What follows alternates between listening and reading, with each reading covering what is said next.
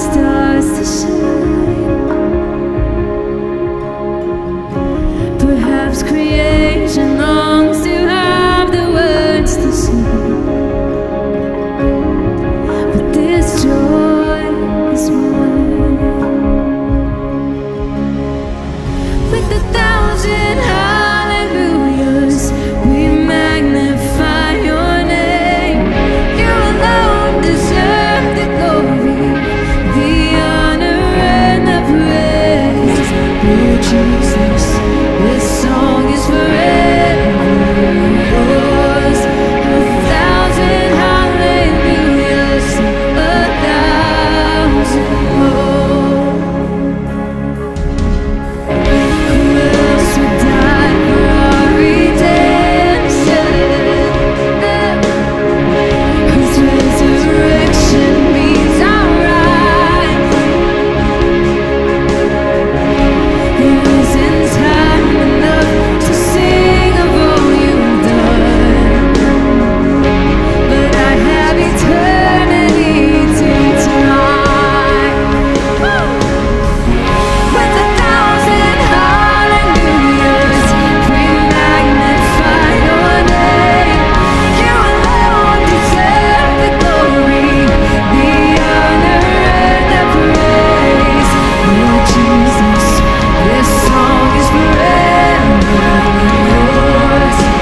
1,000 hallelujahs, 1,000 more. Oh praise, oh praise.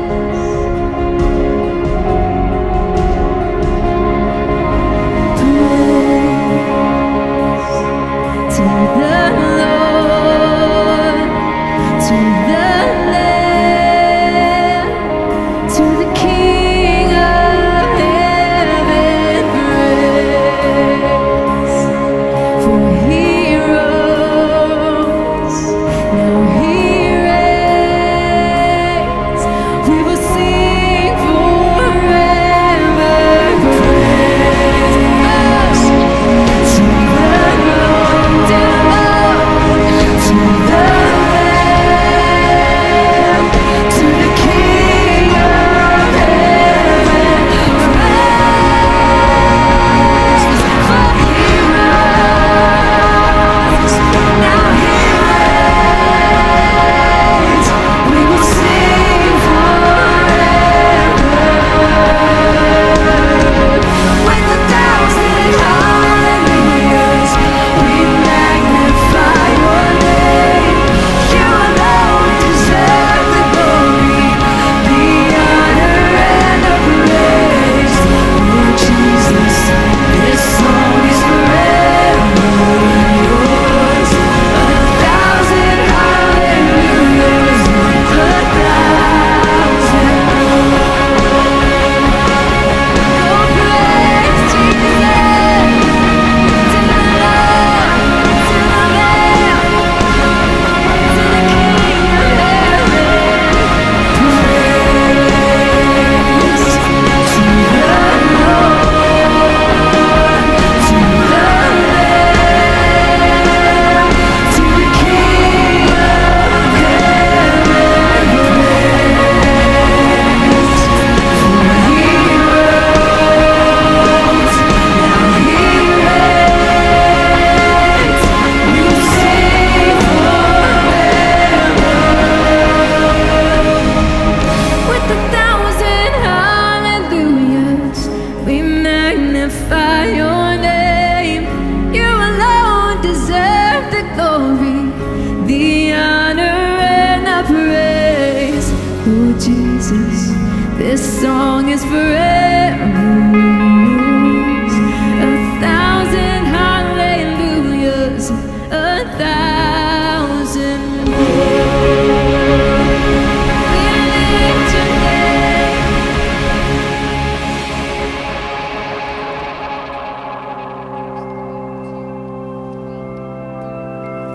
There's no other name but the name that is Jesus.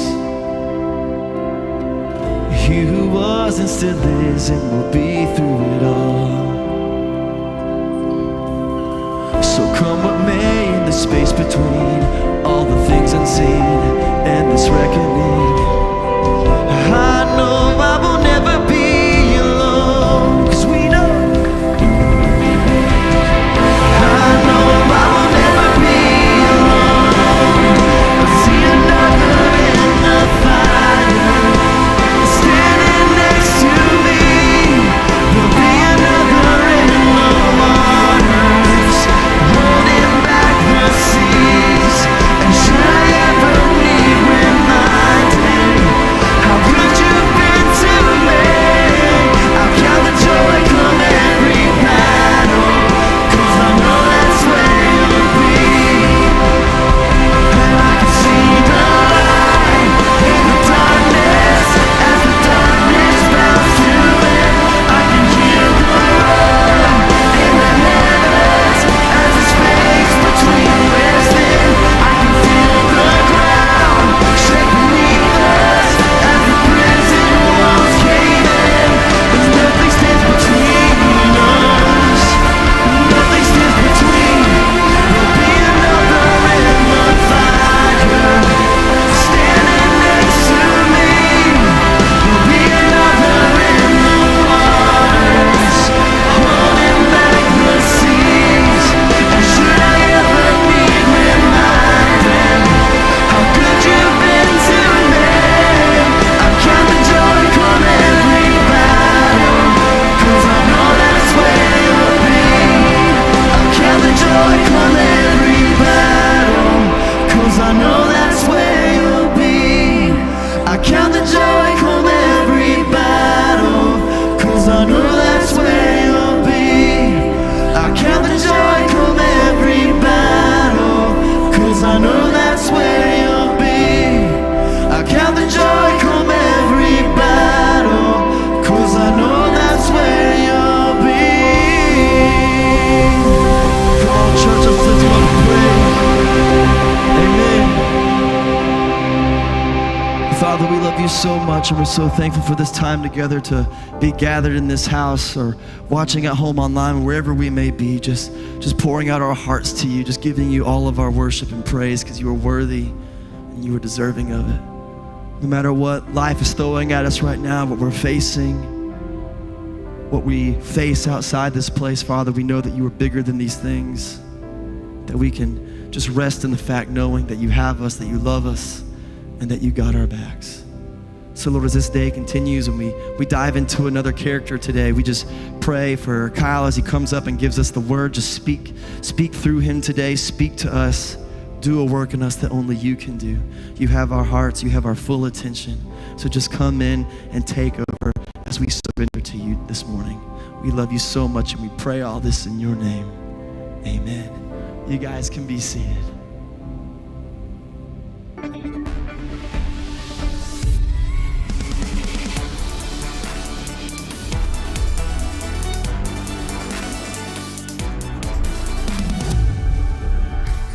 Hey Covenant, I'm Courtney, and we're happy you could join us today. At this time, our ushers are passing out the attendance pads. Let us know you are here by filling one out and connecting with us. If you have any prayer requests or are new and want to know more about Covenant, this will be the best way to get plugged in. So grab a pen and fill one out now.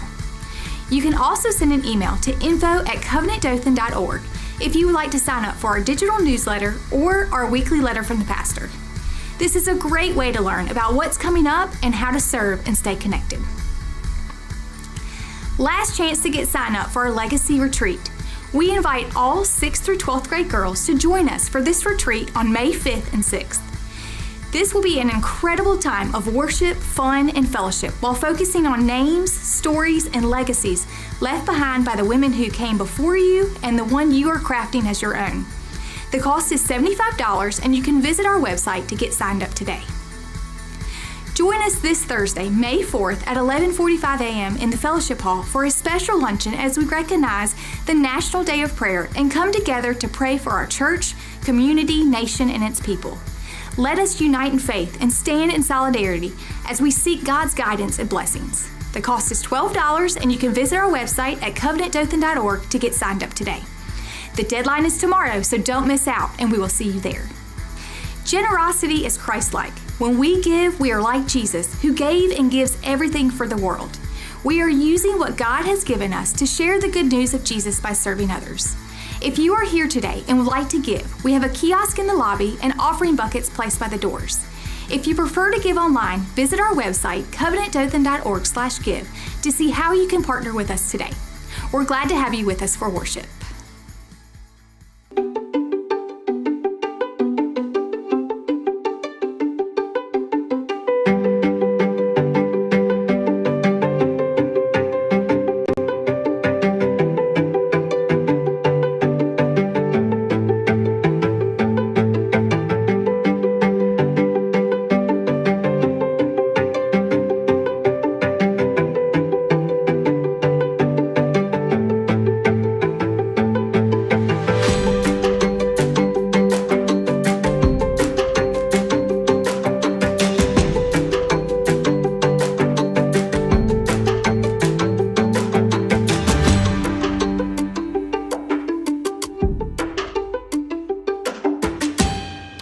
Good morning. My name is Kyle Gatlin. I am the pastor, and I have one question to ask you.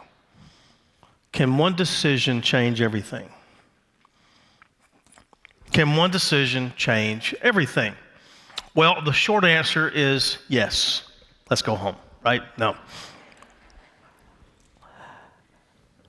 Psychology Today said that there's a really good chance that we make about 35,000 decisions a day. And I started thinking about it. Like this morning, I had to make a decision whether to hit the snooze button or not. Then I had to make a decision whether to take my CPAP off or not. Then I had to make a decision whether to actually get up out of the bed. Then I make a decision, should I put a shirt on or not? Then I had to make a decision, should I go to the bathroom or go get the coffee? Well, I'll go get the coffee. So I go to the coffee, and I got to choose what type of coffee I'm going to have. Then I have to choose the kind of mug I'm going to put it in. Then I got to choose how much Splenda to put in. Should I put it in ahead of time, or should I wait till afterwards and stir it? Then I should make a decision on where did I drink my coffee. Do I sit in the recliner?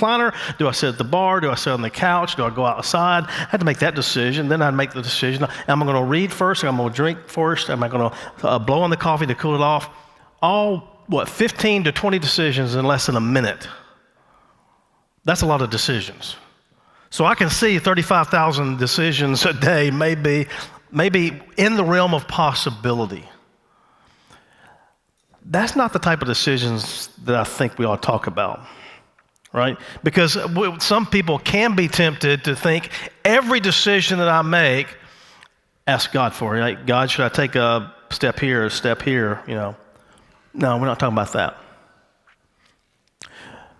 Can a decision change everything? Can one decision change everything? It did for Mike Zahner. Mike Zahner chose to drive home on New Year's Eve, 1983. And as he was driving home out Beverly Jeffers Highway, coming home from another party were a group of juniors from Citronelle High School. Cass Potter was driving an AMC car. Mike hit him right in a curve of where my dad regularly had a garden. Cass was killed. His other 3 classmates survived. One decision changed Mike's life, changed Cass's family's life, truthfully. After that, he was the youngest in his family. He was one of the whoopsies that his mom and dad had later in life. When I was a senior, Cass was a sophomore. Cass was, he and I were co-section leaders of the percussion section in the band, but that was not the case. Cass was the section leader. Cass had the skills, he had the talent, and he was going to do some wonderful things in the area of music. But one decision changed everything. Now, that's 2 extremes, isn't it? That's 2 extremes of what I'm talking about. Little daily decisions that we make every day, and then this huge decision that impacts life. Most of us don't live there.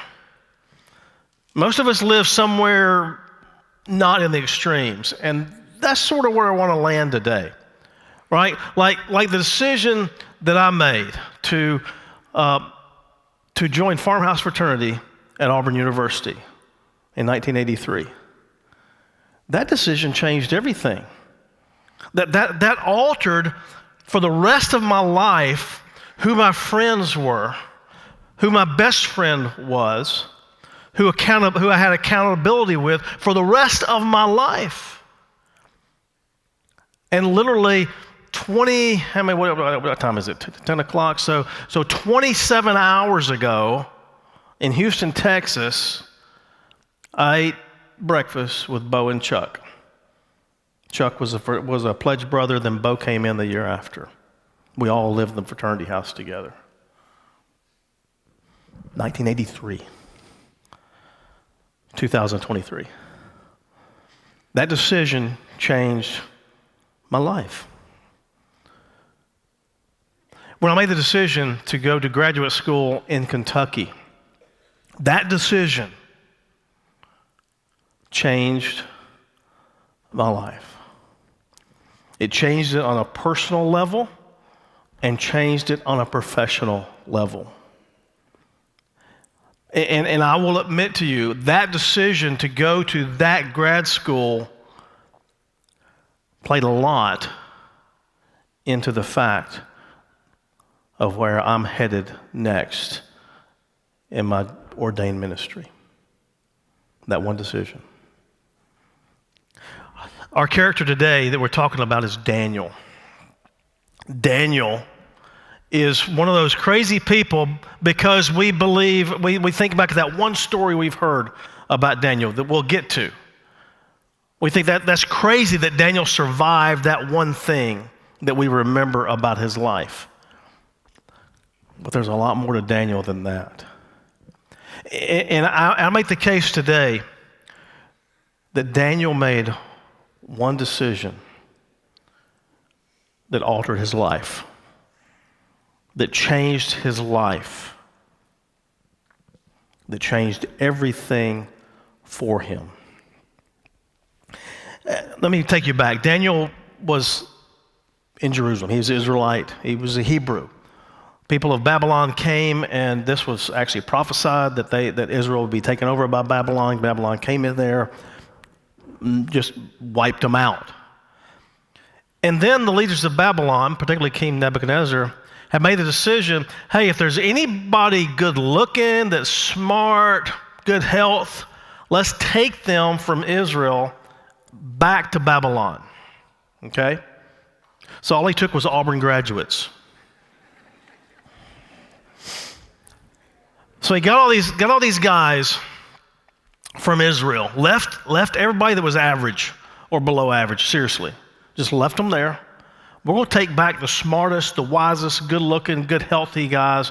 We're going to take them back. Daniel was in that group that was taken back to Babylon. And then the King Nebuchadnezzar, wanted those smart, wise guys from Israel to hang around with his smart, wise guys from Babylon.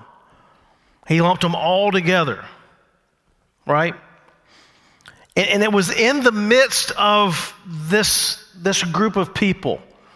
There's basically 3 years of training he was supposed to go under with all these wise guys.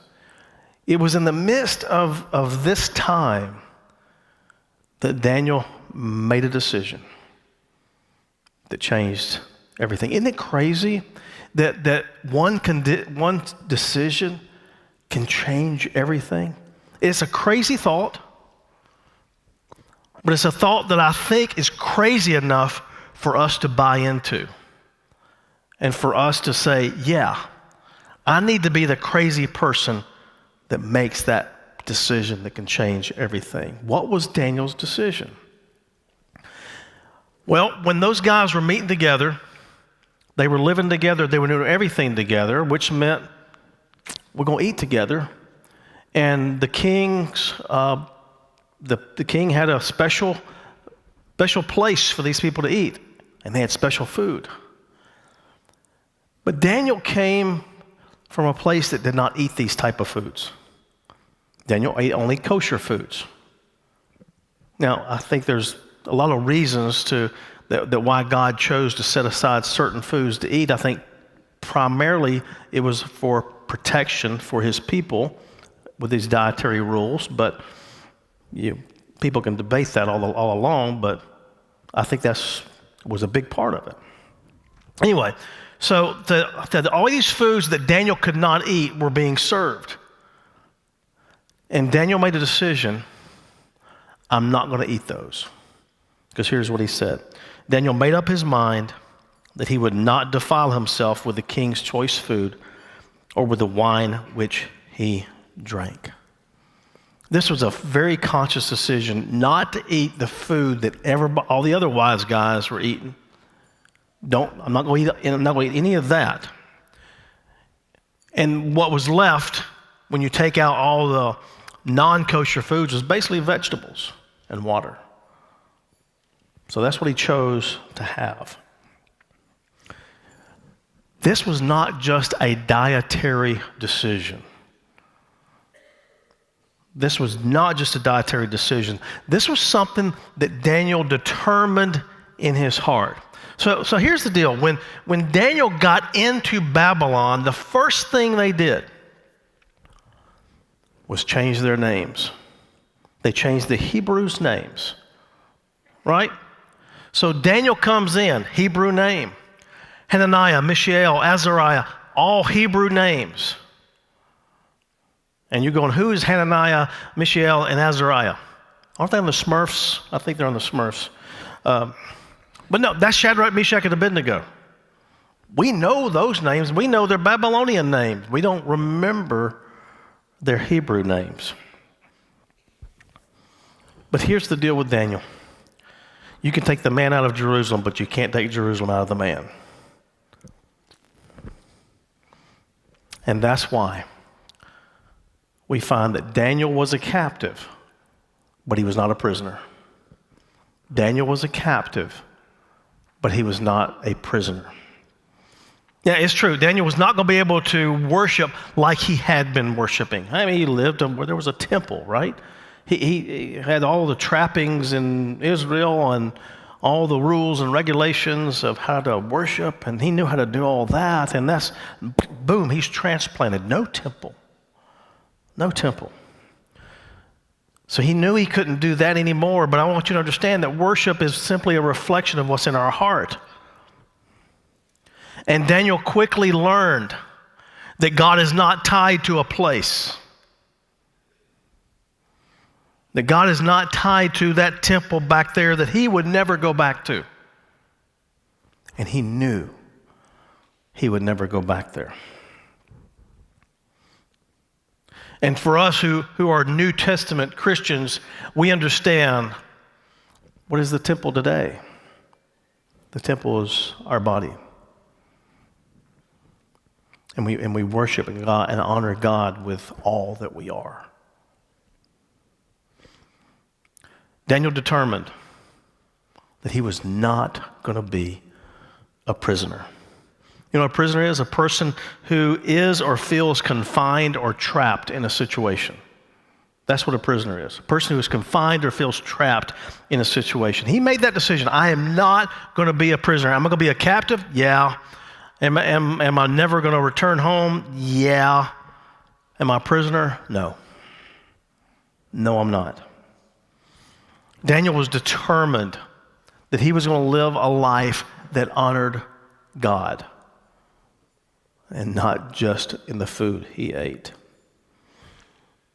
Just because he was in an unfamiliar place, a foreign land, it didn't matter. He has chosen to honor God with everything that he has. It was a decision that was not made in haste. It was not like they laid this food down and he looked at it and go, that's pig's feet. I can't eat that. He didn't do that. He made this decision before that food was put in front of him. And I make the case that he made it in Israel. And if he didn't make it in Israel, he made it on that trek from Israel to Babylon. Had a lot of time to think. Had a lot of time to determine in his mind what he was going to do. Because Daniel's decision was not about food. It was about life. You know, he could have easily done this. He could have easily said to the three amigos, hey guys, come here. all right, they got this food here. You know, I've never had pork. Have you? Have you had pork? No. I hear with barbecue it's pretty good. Anyway, so hey, let's go ahead and eat this, but when we're by ourselves, we'll pray and we'll worship to God, but let's go ahead and eat this, right? Can we agree to do that? He could have done that. He could have done that. He could have chosen this one place to go along and compromise his life. But that's not who he was. That's not who he was. He said, no, I'm all in. I'm going to honor God with everything, my entire life. We have the opportunities multiple times a day to compromise our faith. We have that opportunity each and every day. And we have to make a decision each and every day. I'm going to honor God in every aspect of my life. I'm going to do that. Am I going to honor God with every aspect of my life? Because it's real easy. Because see, we can compromise in little areas and no one will ever know it. Because we could show up on Sundays, we can show up in our small groups, we can pray, we can sing, and nobody will ever know. But we will. Jesus is looking for those of us who are all in. Who are all in. Those who desire to not just be his disciples when it's convenient, but to follow him all the time. That's Daniel. Daniel was all in. And because of his choice, because of Daniel's decision, God gave him a gift. See, Daniel made that decision, but then God did something. God gave him a gift. Here's the deal. Daniel was given a gift of interpreting dreams. We knew he was already smart, right? He was already picked as a wise guy, smart, good-looking, type guy. We know all that about him, but God gave him a gift of interpreting dreams. And not just interpreting dreams, God gave him the gift of knowing what the dreams were to begin with.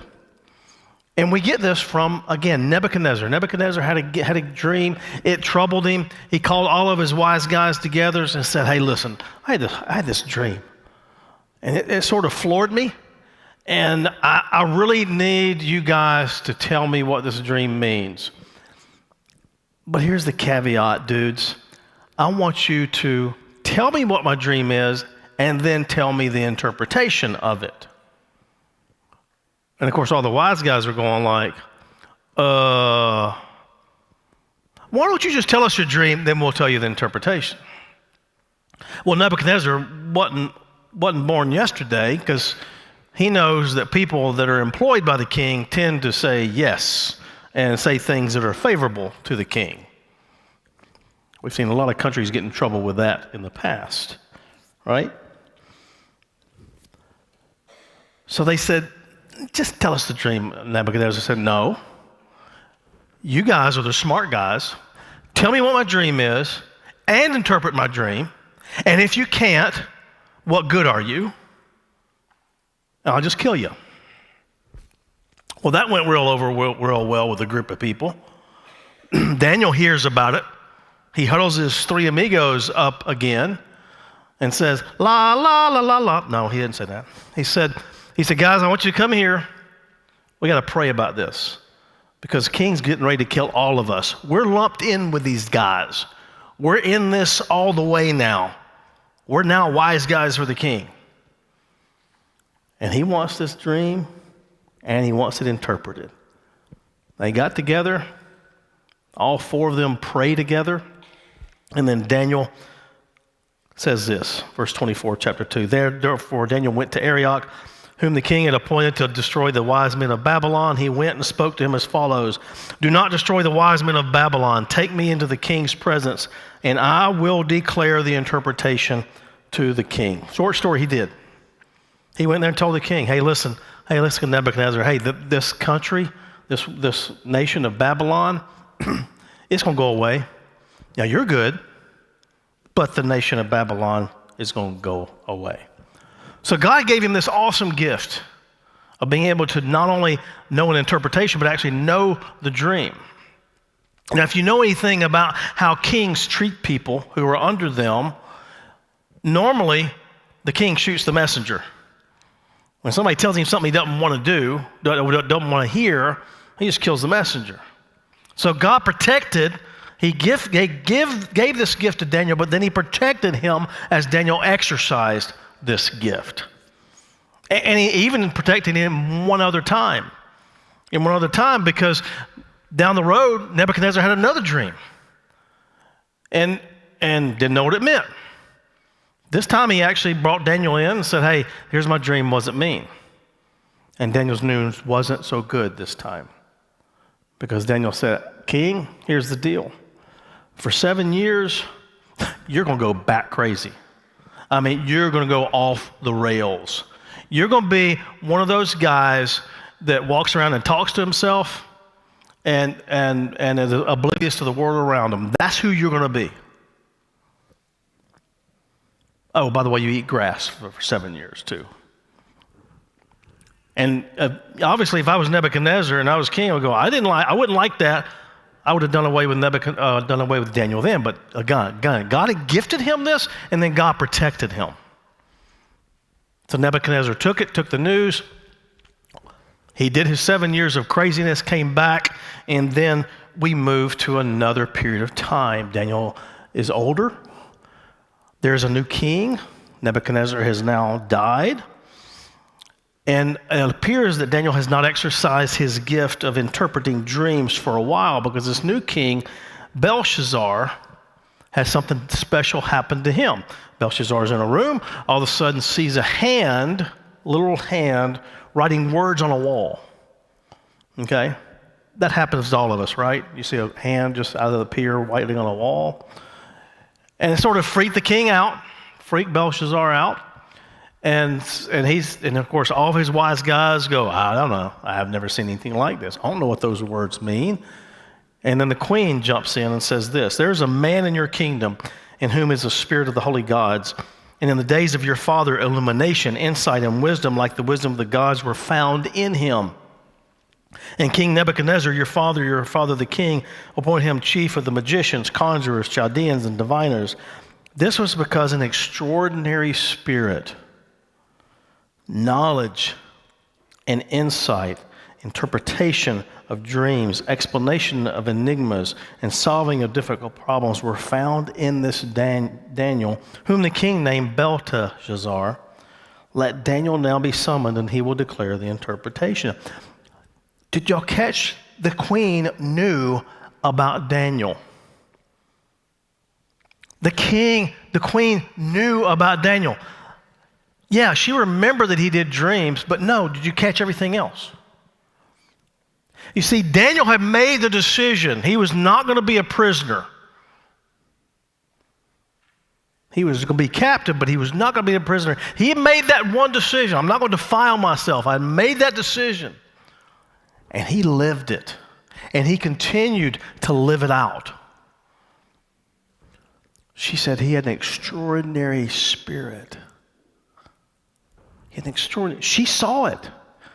In other words, Daniel did not hide anything. Daniel was out there living this life, a life that he had made the decision years ago, many years ago. We're talking decades. He made this so many years ago that he was maybe a captive, but he was not going to be a prisoner. He made that decision. I'm not going to defile myself. He made that decision and continued to live it out in this foreign land. He was a follower of the one true God. He wasn't going to bow down to any of the Babylonian gods, and he stayed true to that.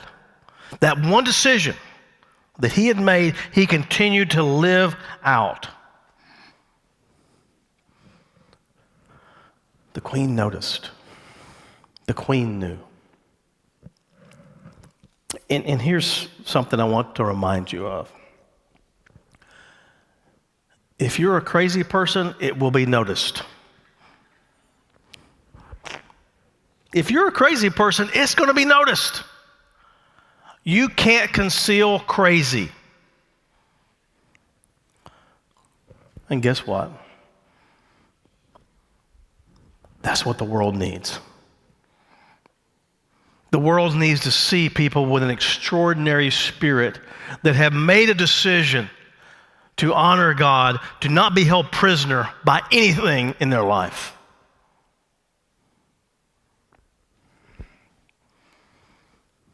Well, Daniel came through again, told the king bad news.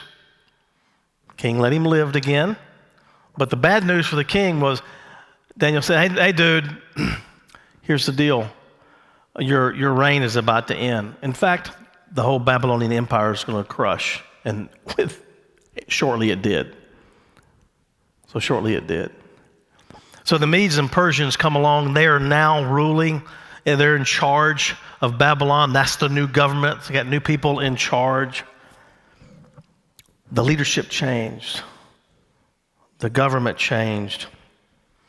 But I want you to remember this about Daniel. When circumstances change, you don't have to. When circumstances change, you don't have to.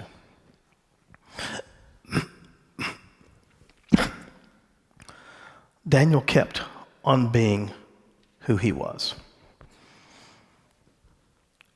Even with a change of leadership, listen to this. Daniel began distinguishing himself among the commissioners and satraps because he possessed, here's the word again, extraordinary spirit. And the king intended to appoint him over the entire kingdom. So he had stayed true to who he was. And God's still trying to protect him and honor him and lift him up. He's just going to be like Joseph, going to be lifted up, just like Joseph in Egypt. He was going to be lifted up. But the other wise guys said, we will never find any basis for charges against this man Daniel unless it has something to do with the law of his God. In other words, they didn't find anything to bring Daniel up on charges to get him out. They didn't want him in power. Why? He's an outsider. He's a Hebrew. We don't want outsiders in charge. We don't want a man of God in charge. We don't want somebody sold out to God in charge.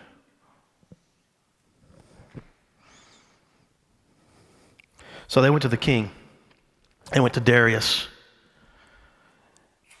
and said, King, basically, hey, we need to honor you. We've taken over Babylon, and people need to really understand who you are and honor you. Let's make everybody pray for 30 days to you and to you alone. That's all he can do. For 30 days, next 30 days, if anybody prays at all, it only can be to you. And Darius said, rock me, mama, like a... No, he said, okay. He signed it off. He signed off on this deal. Everybody's going to pray to me in this nation. What did Daniel do? When Daniel learned that the document was signed, he entered his house, and in his roof chamber he had windows open toward Jerusalem. Did you catch that? Open. And he continued kneeling on his knees 3 times a day, praying and offering praise before God, just as he had been doing previously. Nothing's changed. Nothing's changed in his life. He had made that decision as soon as he got into Babylon, as soon as they tried to take Jerusalem out of him, he made that decision. He's not changing. He's not changing. Everybody else in the kingdom did exactly what they were supposed to do, but not Daniel. You know, we've had times in our country's history where people stood up to unfair and unjust laws. And it cost them their lives, cost them financially. Eventually, some of those unfair laws have been changed. Daniel was wide open. He was open about this particular thing. Praying to a man, no. Never going to happen.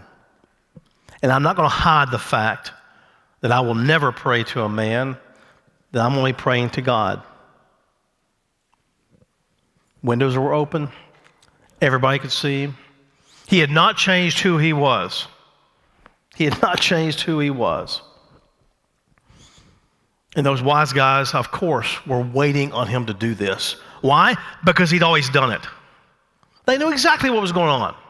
3 times a day, they knew he would be praying. All they had to do was sit and watch, have plenty of witnesses, took it back to Darius and said, hey man, Daniel was praying to his God. Truthfully, Darius liked Daniel because, again, Darius was getting ready to raise him up to second in command, basically. So Darius didn't want to do this, but he had made a ruling.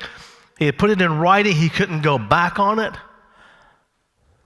And threw Daniel into the lion's den and sealed it up. The word tells us that Darius couldn't sleep that night. So when he got back up the next morning, he rushed out there, opened up the cover to the lion's den and said, Daniel said, yeah, I'm good. Lions have been fasting for a while, so we're good.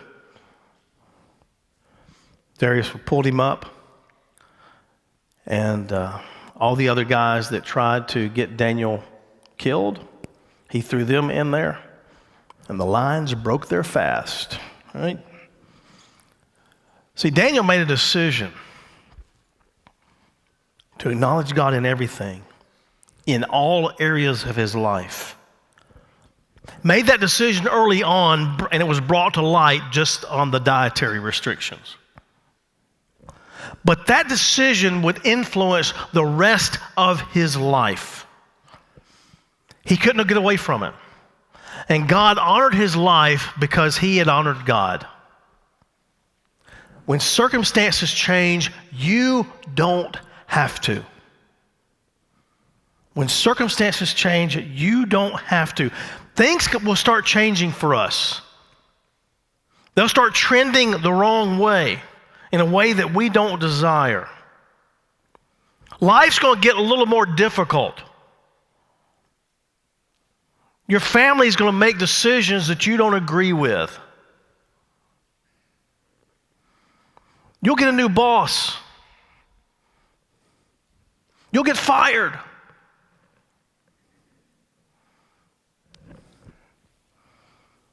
They changed the rules in the middle of the game. You don't have to change. You don't have to change. Everything around you can change. Your friends, your workplace, your school, all that can change. All that can change quickly, in a heartbeat. But you don't have to. But you don't have to change. What happened to Daniel is really summed up by Jesus. Therefore, everyone who confesses me before men, I will also confess him before my Father who is in heaven. But whoever denies me before men, I will also deny before my Father who is in heaven.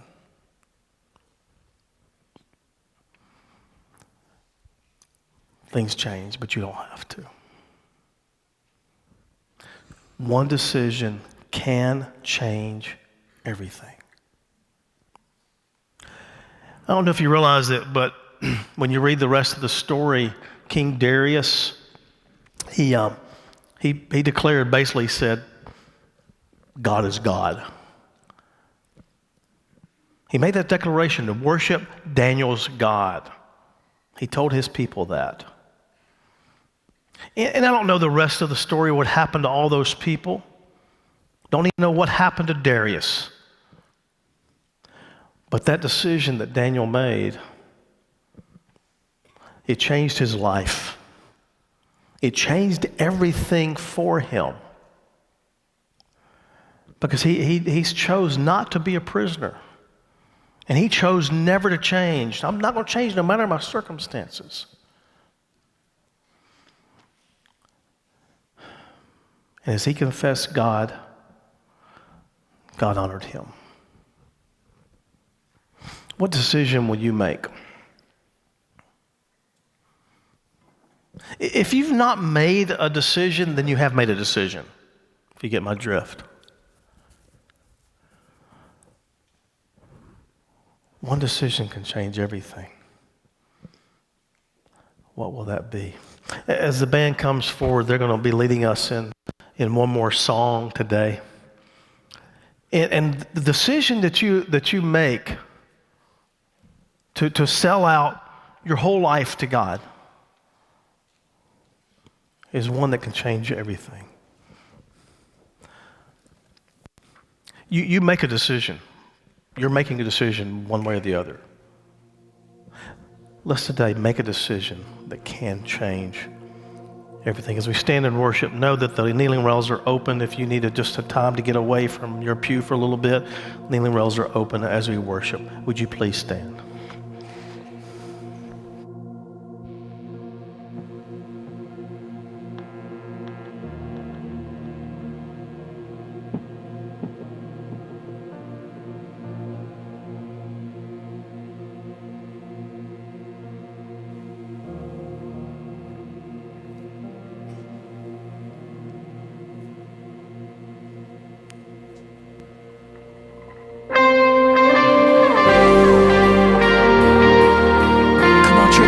Out today.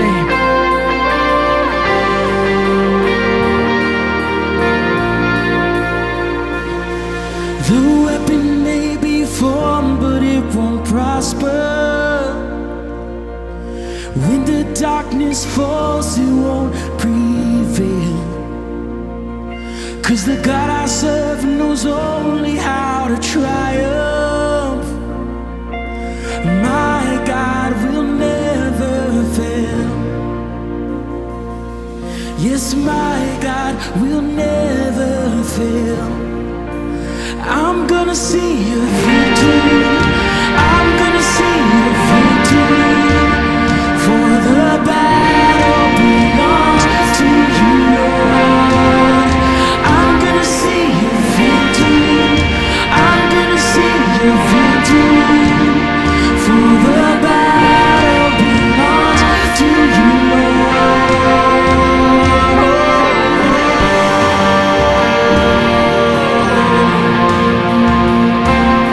Come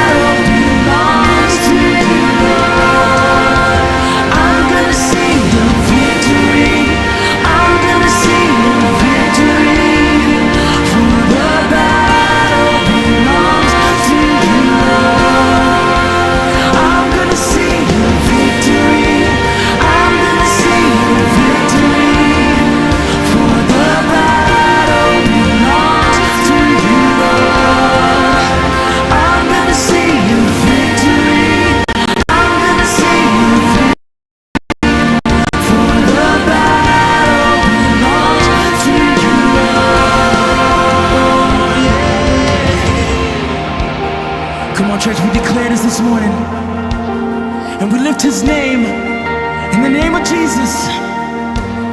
Yeah. You take what the enemy meant for evil, and you turn it for good. Yes, you turn it for good. You take what the enemy meant for evil, and you turn it for good. Yes, you turn it for good. Yes, you do. You take what the enemy meant for evil, and you turn it for good. Yes, you turn it for good. Yes, you do. You take what the enemy meant for evil, and you turn it for good. Yes, you turn it for good. Yes, you do. Oh, you take what the enemy meant for evil, and you turn it for good. You turn it for good. You take what the enemy meant for evil, and you turn it for good. Yes, you turn it for good. I'm gonna see your victory. I'm gonna see your victory. For the battle belongs to you, Lord. We lift his name. I'm gonna see your victory. I'm gonna see your victory. For the battle belongs to you, Lord. I'm gonna see your victory. I'm gonna see your victory. For the battle belongs to you, Lord. I'm gonna see your victory. I'm gonna see your victory. For the battle belongs to you, Lord. You take what the enemy meant for evil, and you turn it for good. You turn it for good. Yes, you do. Yes, you do. You take what the enemy meant for evil, and you turn it for good. You turn it for good.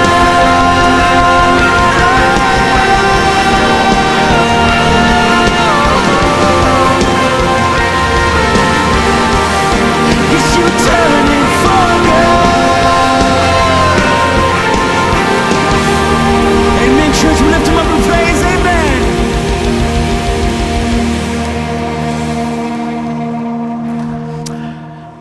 When those circumstances change, that's when the enemy's trying to do something to you, right?